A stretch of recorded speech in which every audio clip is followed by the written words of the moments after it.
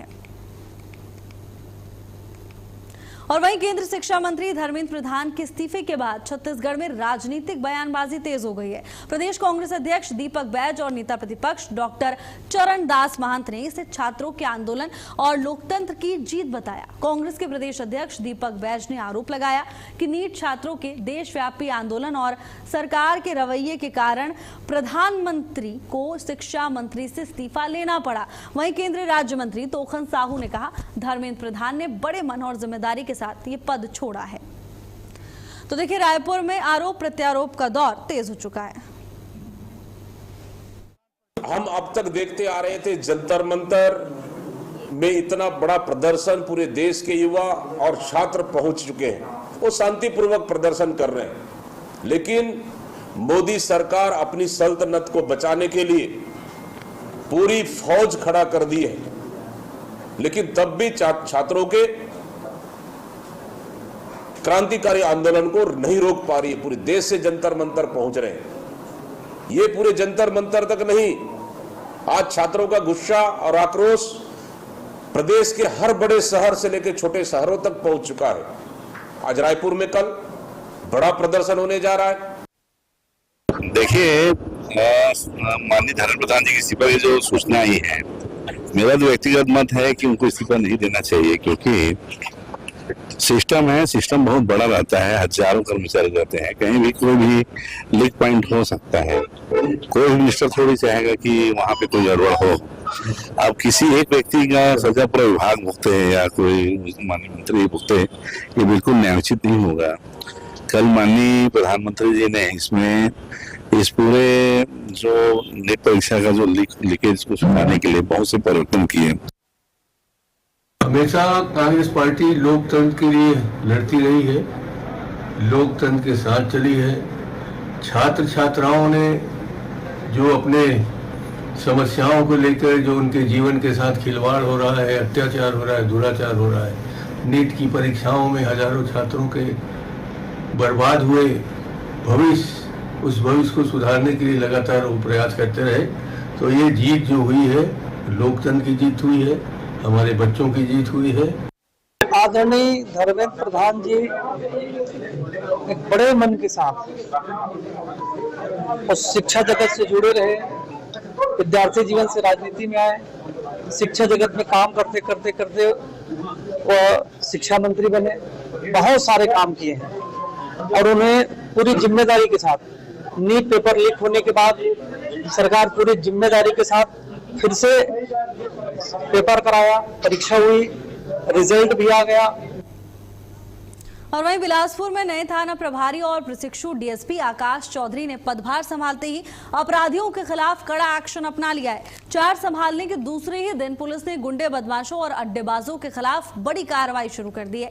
6 आरोपियों को गिरफ्तार कर लिया गया है। अब पुलिस का कहना है कि क्षेत्र में कानून व्यवस्था से खिलवाड़ करने वालों के खिलाफ अभियान जारी रहेगा। खासकर जो रात में किसी में अड्डेबाजी करके छेड़खानी या फिर मारपीट, चाकूबाजी, इस तरह की घटनाएं करने वाले या शराबखोरी, नशाखोरी करके अन्य विभिन्न प्रकार के ये आपराधिक घटनाओं को अंजाम देते हैं, ऐसे लोगों को चिन्हांकित किया गया है। ऐसे कुछ क्षेत्रों को चिन्हांकित किया गया है जिसमें शाम को हमारी थाने की टीम रेड करती है और इस तरह से अगर संदिग्ध हालत में कुछ लड़के पाए जाते हैं जो नशाखोरी करते हुए या किसी अपराध की तैयारी करते हुए, तो उनके खिलाफ कार्रवाई लगातार की जा रही है और ये आगे भी जाएगी। और वहीं बिलाईगढ़ जिले में लगातार हो रही मूसलाधार बारिश के बीच माधोपाली पुल पर एक दर्दनाक हादसा हो गया। तेज बहाव के बीच पुल पार करते समय एक कार नाले में बह गई। प्रारंभिक जानकारी के अनुसार कार में युवक अपनी पत्नी के साथ सवार था। घटना की जानकारी मिलते ही पुलिस और प्रशासन मौके पर पहुंचा। पुल के पास राहत और बचाव अभियान युद्ध स्तर पर चलाया जा रहा है। पुलिस, एसडीआरएफ और स्थानीय ग्रामीणों की मदद से दोनों की तलाश लगातार जारी है। हादसे के बाद मौके पर अफरा तफरी मची हुई है। पुल पार करते समय नाले में बही कार।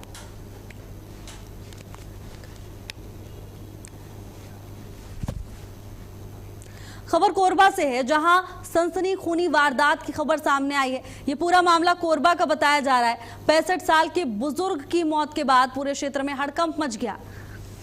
आरोपी मौके से फरार हो गया है और पुलिस मामले की जांच पड़ताल में जुटी हुई है। दोनों इस वक्त अस्पताल में भर्ती हैं। वारदात के बाद आरोपी से मौके से भाग निकला। हालांकि पुलिस अब मामले की जांच पड़ताल कर रही है।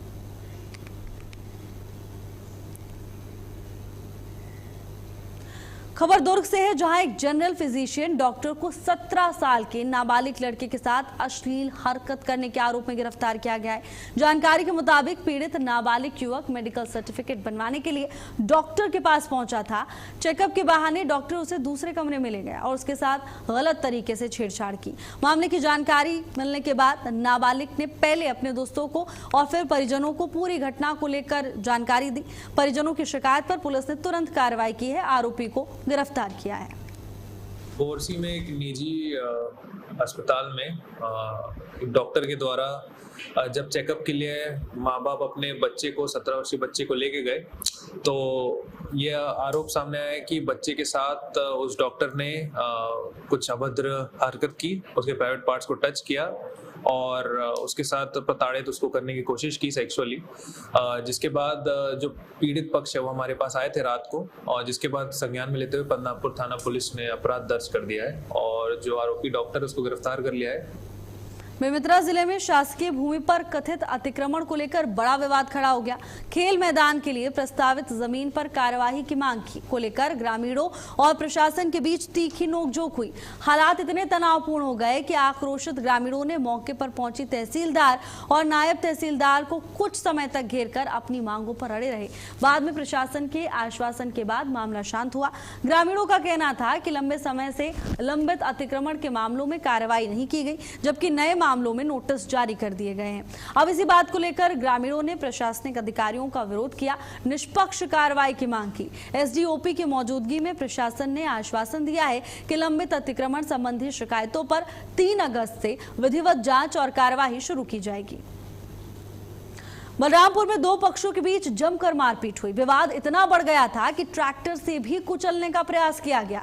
हमले में दोनों पक्षों के आधा दर्जन से ज्यादा लोग घायल हुए। पुलिस ने मामला दर्ज कर लिया है, कार्यवाही जारी है। बलरामपुर का पूरा मामला बताया जा रहा है, जहां 2 पक्षों में विवाद इतना बढ़ गया कि एक दूसरे की जान लेने पर उतारू हो गए। फिलहाल के लिए मेरे साथ बस इतना ही। आप देखते रहिए भारत अपडेट। नमस्कार।